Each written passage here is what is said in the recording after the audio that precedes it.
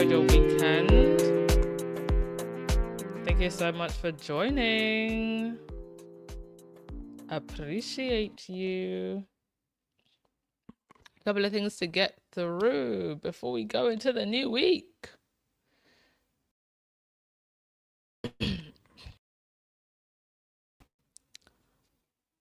Please don't forget to hit that thumbs up button and subscribe button. Links in the chat and in the bio if you would like to donate to the channel. Your donations help keep us going. So let's get into some royalty. Royalty, get it? Hardy ha ha ha. Let's see who's here. Vanessa Jones, Helen, Himi, Annie, Daria, Caroline, Fancy, hey, hey. Oh, Fancy, you were in here first. Joan, come on, Martha. Thank you so much to all of the usuals, all of the newbies, and all of the OGs. Usuals, newbies, and OGs. We appreciate everyone here. Hey, Maria. Hey, Gwen. All right. Get comfortable, everyone, and let's get right into it.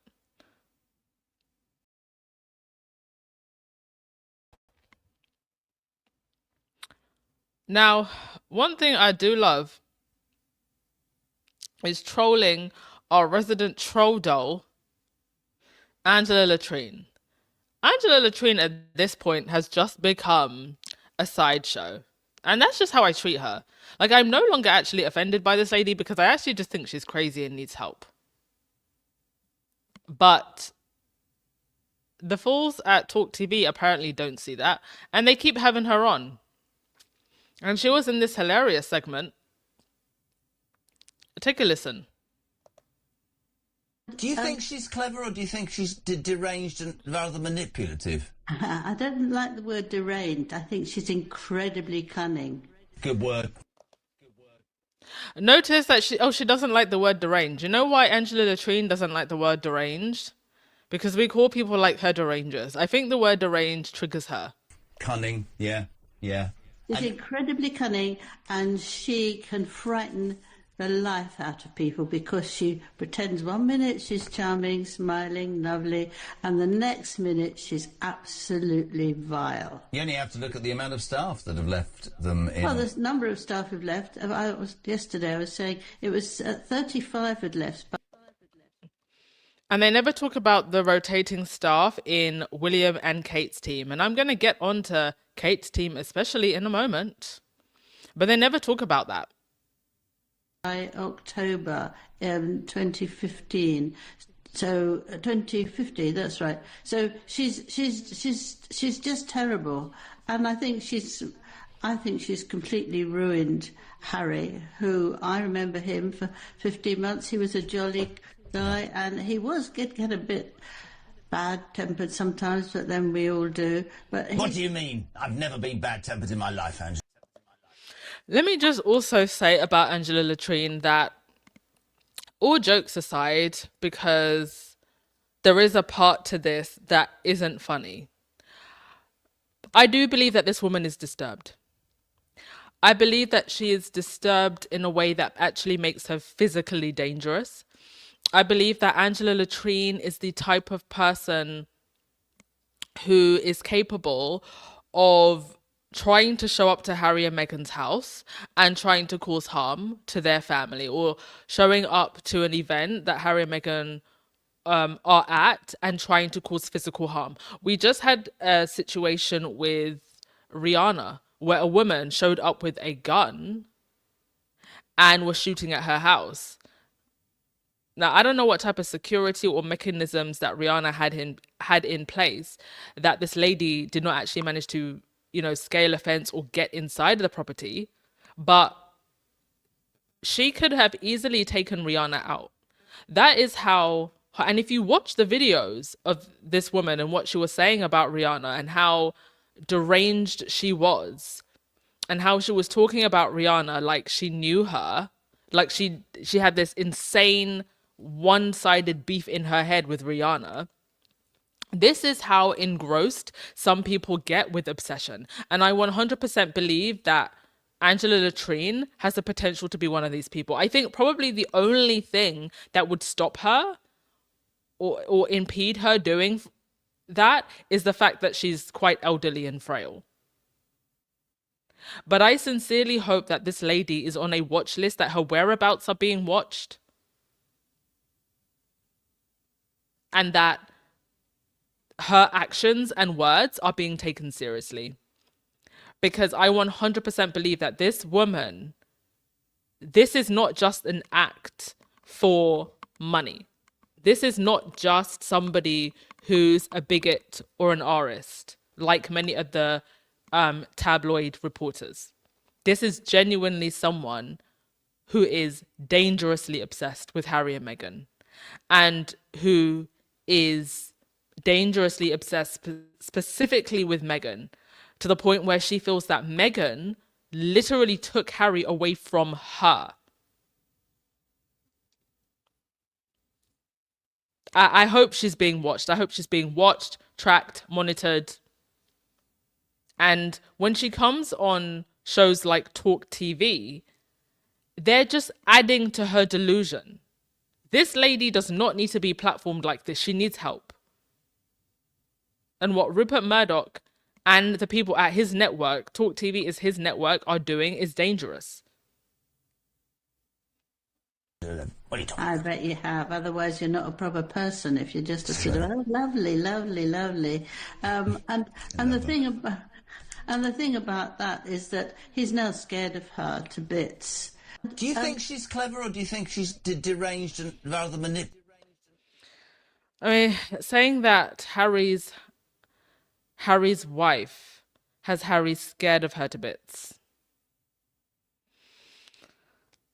These people are so ill. They are so ill. She needs help. Apparently, Angela's mother did not like her and thought she was a devil child from the moment she was born. Angela's own words, by the way. She wrote a whole article about this. And it seems like, I mean, I think that Angela actually has a son. And I wonder if Angela treats her son the way Angela's mother treats her. If my mother was behaving like this, I would be seeking help to get some kind of conservatorship to keep her off of TV. I do wonder, where is Angela Latrine's son? Because that son, I believe, is an much elder son, given how old she is. Where is the husband, or is it ex-husband? I don't know. Where are the people in Angela Latrine's life? Where are the people in Tom Bowles' life?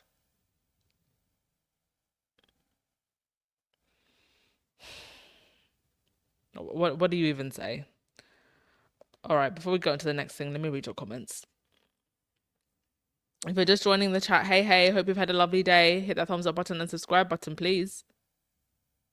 Hey, Mina. Hey, Helen, CG. Elaine Parker, member for 45 months. Thank you so much, Elaine Parker. You are so much appreciated. Listen, I don't know how long I'm going to keep this podcast going. I intend on it being a very long time.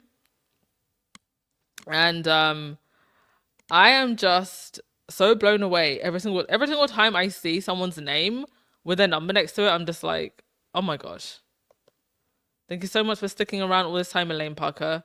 Throughout all of the trials, tribulations. Hey, Wendy. Hey, Clark. Renee, you said Talk TV know what they are doing. They are hoping Angela have a total meltdown live on TV. I think so as well. I think they are really hoping that this lady has a whole darn meltdown breakdown on TV. All right, on to the next thing. Natasha Archer. And Natasha Archer, for those of you who do not know, is Kate's former stylist. She was with Kate for a very long time. Very long time. And she was exposed as following Meghan's account, Meghan's friends' accounts, designers that Meghan wears.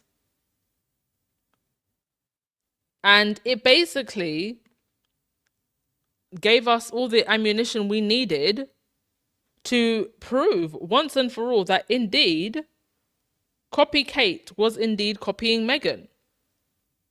She was following accounts like What Meghan Wore, that highlights all of Meghan's fashion choices, royal fashion blogger. She was following Daniel, Abigail Spencer, her friend, Heather Dorak, her friend. And so, while for a long time it was just kind of like a fan theory, and you could put pictures of, you know, Kate and Meghan together and say, look, it's so clear, or it would seem at least, that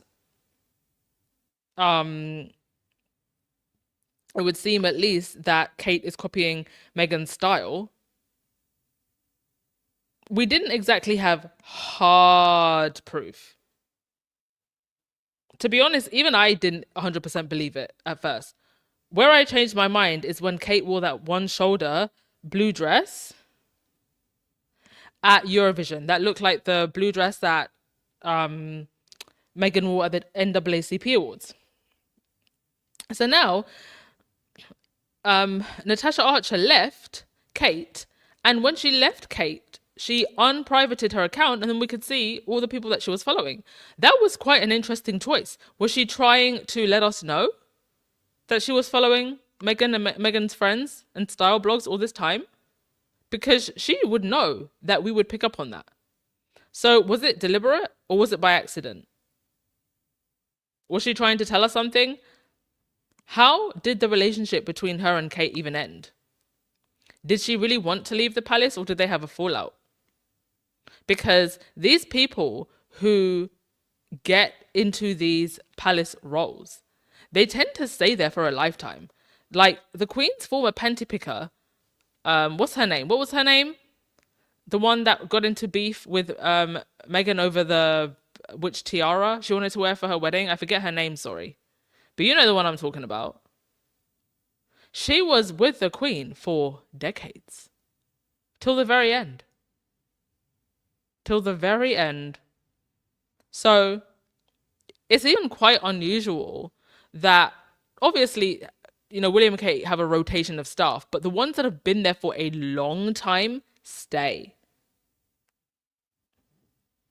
The ones that really want to be part of the machine, who have it in their blood, the bees, the wasps, as Harry called them, they stay. Anyway, Natasha posted something very interesting on her Instagram that has people talking.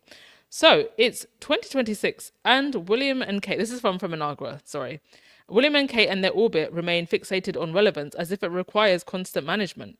This week, Natasha Archer, Kate's longtime stylist and former right-hand woman, returned to Instagram and posted a blank teaser with no context or explanation, deliberately sparking conversation. While Kensington Palace advertises for yet another digital content creator to control how that conversation unfolds, Natasha Archer was never a background figure. She spent over a decade working closely with Kate, shaping her public image, managing her wardrobe, and operating within the inner mechanics of the palace at a level that few ever reach. When she left in 2025, after 15 years of service and promptly made her Instagram public, the shift did not read as accidental, particularly given what surfaced almost immediately. Her following list drew attention for its significancy, linking her to individuals directly connected to Meghan Sussex, from personal contacts to professional associates. That level of connection does not happen by accident, and it sits uneasily alongside years of public insistence that no such overlap or fixation ever existed.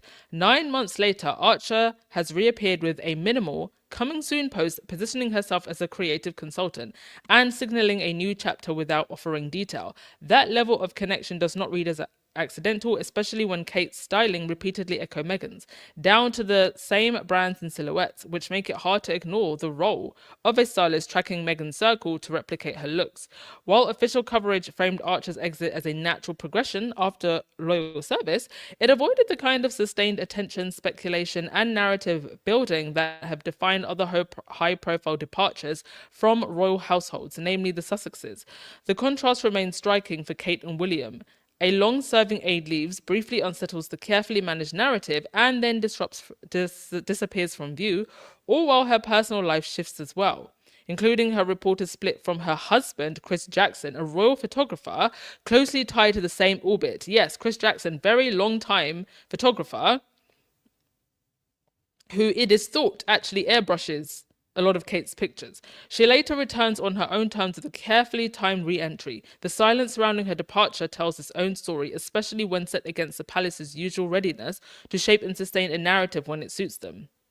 I mean, to be honest, it could be anything. She could be releasing a line of shoes. I don't know. Royal lady shoes.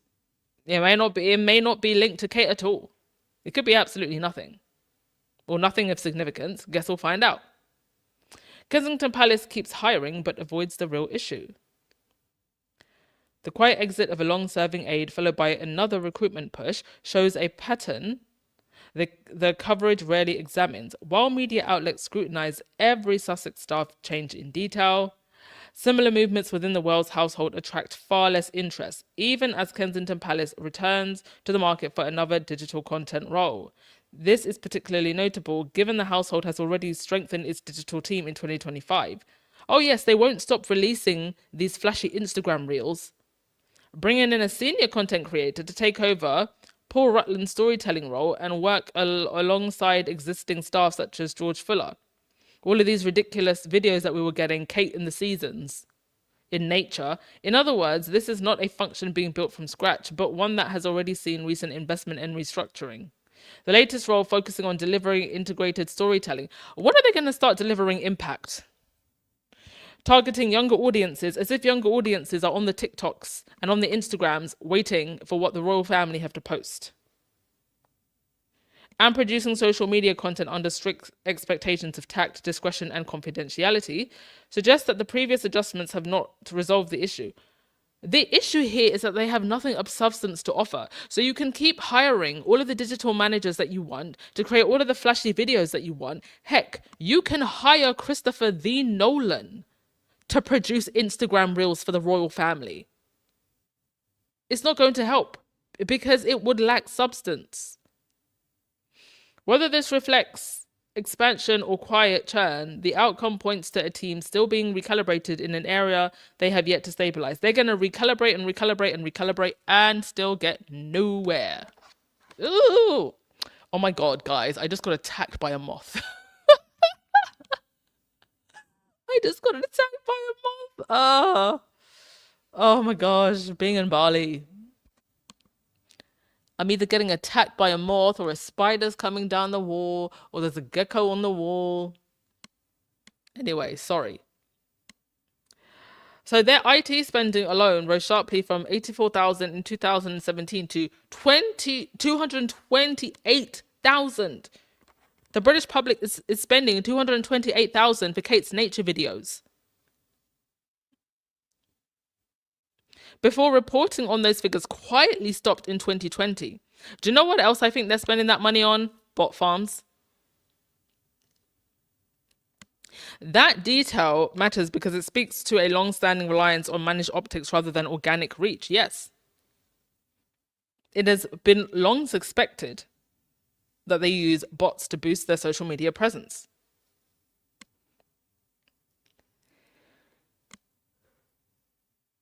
Dear oh dear.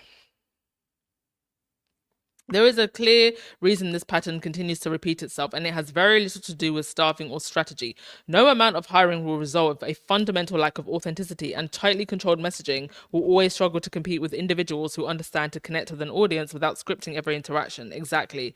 Harry and Meghan can do the baby mama dance around, the birthing ward,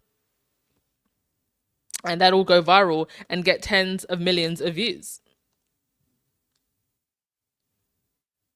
William and Kate just struggle to be that authentic. the connection between them is so there's so much tension, bad tension and bad blood, and that's what comes off. And then add to that, they're not giving anything of substance. In fact, they're taking and taking some more, as we're going to read now in the next segment, with William and rentals and land ownership. And it would also explain, not that Kate was struggling with her style anyway, but now that Natasha is gone, she doesn't have her professional copier. It's really gotten bad. Like, those of you who have been listening to my channel for the last 4 years, you'll know that I really don't comment on Kate's clothes. Like, I don't care. But recently it's been rather noticeable just how bad her fashion choices have gotten.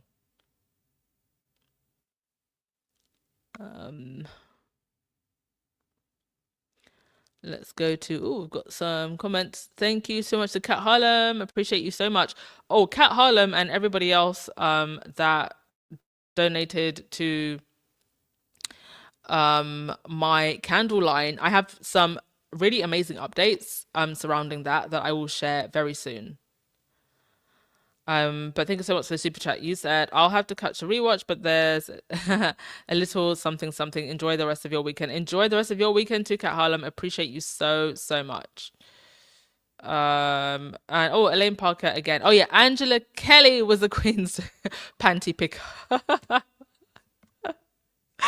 Oh god, that's awful. I really should not say that. I'm getting bad habits from Baron. I think it was actually him that I got that from. Shout out to Baron if you're listening. I love you.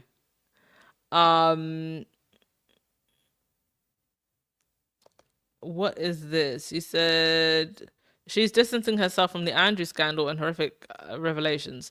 I don't think. Are you talking about Natasha Archer? I don't think Natasha would be dragged in too closely with that, to be honest, if that's what you're talking about.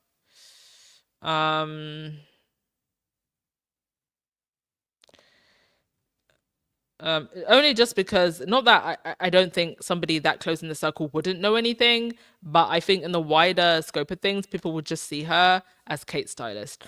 I'll have to, oh yeah, Benjamin, hi. You said, in the very beginning I believe Kate had interest, but I kept vibe William is hyper controlling and it kills her spirit within. Now she doesn't care, she's busy trying to work on William. William doesn't even seem to be putting any effort anymore in trying to, keep up appearances. And this has been happening for a while. I think back even all the way to the Jubilee, when William, on 3 occasions that day, walked in front of Kate. When they were walking in, trekking ahead of her. When they were walking out, trekking ahead of her.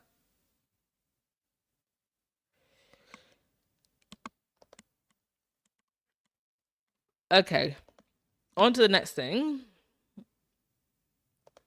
Speaking of William, Slumlord Willie is being criticized for his selling off of Duchy Farms. Well, if you want a royal family, part of the old school structure is that they own the land. That's how monarchy works, if you want it. So since 2020, William has been in charge of the Duchy of Cornwall, a vast and feudal real estate empire which profits from what are effectively poorly managed slums and farms with narrow to no profit margins. The Duchy also profits heavily from renting property to the National Health Service for things like parking lots for ambulances, and don't forget about the poorly maintained prisons on Duchy land, and the Duchy owns seabeds. William hasn't really done much to transform the Duchy since he's been in charge. There are reports that he basically just gets text updates from the Duchy team, and those texts, which he arguably never reads because he can't, count as duchy stewardship? Well, someone at the duchy got the bright idea to sell off some duchy farms to enrich William, and all those farmers are appalled. Bearing in mind, this is the Jeremy Clarkson farm crowd, yeah? This is the Jeremy Clarkson farm crowd. The Prince of Wales has been urged not to put profits before people. Ha ha ha ha ha ha ha, like William. Like William would care. When he sells land on a historic country estate as part of a shake-up of his private property portfolio, the Duchy of Cornwall, which belongs to Prince William, insists that the sale of 10 farms on land it owns in Devon is a move to focus on other areas where there is greater social and environmental need. However, the surprise announcement has left farmers and communities with connections to the Brandnich estate, which has been part of the heir's private land estate since its formation in 1337, fearing for their future. One tenant farmer said he would not be able to buy his farm without saddling his family with generations of debt. So William, somebody who comes from generations of wealth and theft, is landing others in generations of debt. Having a landlord in Prince William who is supposedly that focused on mental health, the amount of stress and anxiety amongst the farmers and tenants is through the roof. The town council said, the irony of it, the town council said it was a worrying time for many and left residents questioning the future of duchy-owned community assets, such as the wetlands, allotments, and the football field. William has been criticised for failing to reveal the amount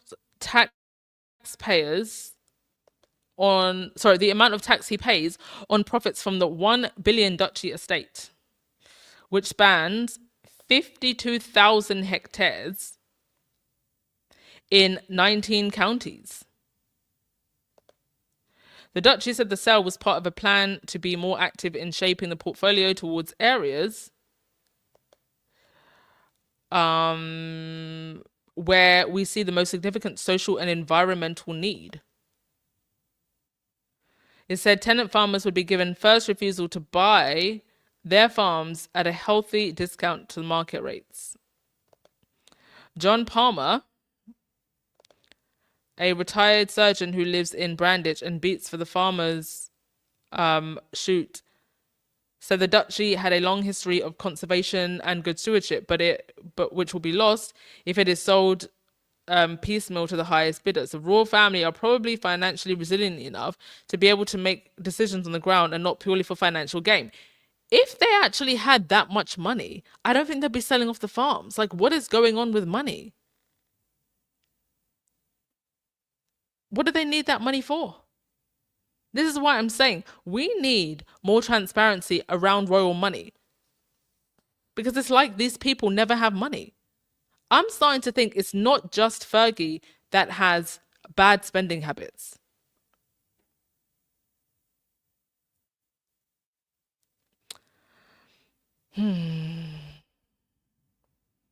They said, I think the old Prince of Wales, Charles, was better. Unfortunately, the new one doesn't have his father's view of agriculture and everything else. I mean, what is Charles doing for these farmers now anyway?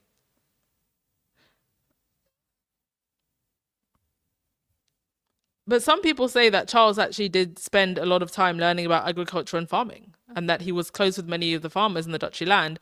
But when they say close, what do they mean in terms of impact for the farmers? Because there's actually been a lot since Brexit and all of that about the situation with farmers. And there was a whole thing that was going on, Jeremy Clarkson and the farmers. I think it was something to do with inheritance tax or something. Anyway, William does not do any of that. William can't even read his briefing memos. It's really gross to just spring this on these farmers without duchy representatives going to this village and really talking to farmers individually. It's the lack of care and respect, once again, from someone who tries to promote himself as a mental health advocate. And also, as future king, he's meant to be defender of the land. A high-handed slumlord who is too much of a lazy coward to meet his feudal tenant farmers face to face to tell them that he's selling their farms unless they go into crazy debt to buy them. This is going to backfire so spectacularly on William. Like, these are the people in the heartland of the pro-monarchy space.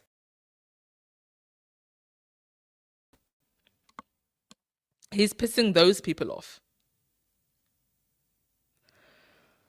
Dear oh dear. Now, I was going to play an audio from the former British Prime Minister, Liz Truss. I have forgotten to put a picture of her on my slides, but it's fine. We don't need to see her face. I feel like her grating voice is enough. But I just want to examine something that she said. I honestly believe that Liz Truss agreed to take the role of Prime Minister, and she was only Prime Minister for, I think, just under a month. There was a joke that, you know, a cabbage was riper for longer than she was Prime Minister. And it was apparently her handshake that sent the Queen to her deathbed. Only days after she was seen shaking the hand of the Queen, Betty departed this earth. Anyway, have a listen to this. What is your view of King Charles' upcoming trip to the United States to meet with President Trump? Well, I think it's very good that he's visiting the United States of America. Obviously, 250 years since independence. You know, on one hand, we're sad because that was the moment at which you guys decided to leave us. But on the other hand, it has been a huge success as a country. And I think it's only right that our monarch visits at this really important time for the U.S. Yeah, as a daughter of the American Revolution, I think we've been through some things, but Notice she can't actually give a single reason as to why this trip is useful. we can also get over them. Finally, can't let you leave without asking about this. Prince Harry and Meghan Markle are reportedly having financial issues in Los Angeles. There's been talk about them going back to the UK, but is there a path for them, given everything that has happened with the statements that they have made about the royal family, the dysfunction, to get back not just to England, but into the royal family? Well, that's really a matter for the King and the other members of the royal family. But as far as I'm concerned, you're very welcome to keep them in California. All right. Liz Truss, former Prime Minister of the United Kingdom. The fact that that journalist, I'm not going to call her a journalist, that talking head on the screen so blatantly tells that lie, and that a former British Prime Minister feeds into that lie and narrative is shameful. It is so shameful. This is who we're dealing with, I'm telling you. These people, Liz Truss, she knew that that time when she was British Prime Minister, she knew that she had no good intentions in that role. She wanted to get in, have it on her CV, and she has now been grifting, I think, more than any British Prime Minister since she left, given how short she was in that position. She may just be grifting more than Boris Johnson, who was at least in there for a while, for a term. They just get into power for their own gain. Anyway, she is embarrassing. Harry and Meghan are doing fine. Right, let's wrap up with your comments and then we will call it a day. Enjoy the rest of your weekend, folks. Make sure that you are subscribed to the As Ever emails. We did get an email today. A moment to pause and pour. Daily rituals with your As Ever teas. I think that we're probably going to get a blog on As Ever eventually.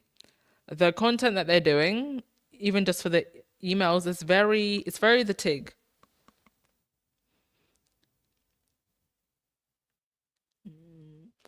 Yeah, trying to destroy your brother doesn't come cheap. William is blowing through his inheritance.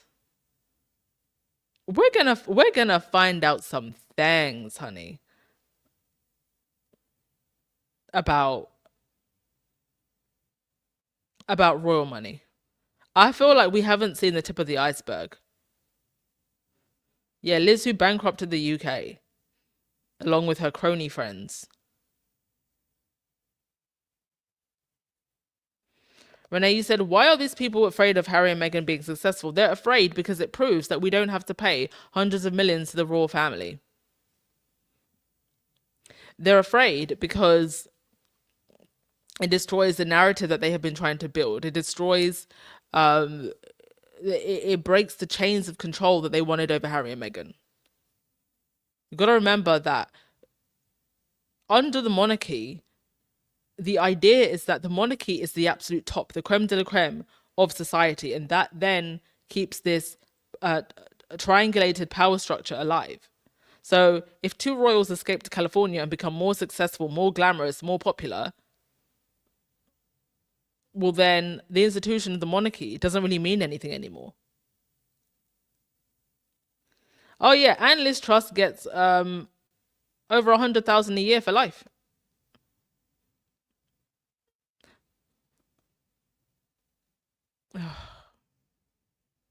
Annoying. Oh no, thank you so much also, my dear. Thank you, Prudence. Thank you. Yeah, Harry and Meghan killed the fairy tale. Like, they are actually living the modern day fairy tale. The modern day fairy tale. Beautiful. Beautiful Mediterranean Cali villa. Under the Cali sun, near the Cali beach, near the Cali mountains. That is the fairy tale that most of us in this modern era want to live. We want to live in a beautiful, sprawling estate. And grow vegetables in our garden and have chickens and sprawling greens. And honeybees in our backyard. And chase around Oprah's ducks. That's the modern fairy tale that we all want. A beautiful, whimsical, lush life.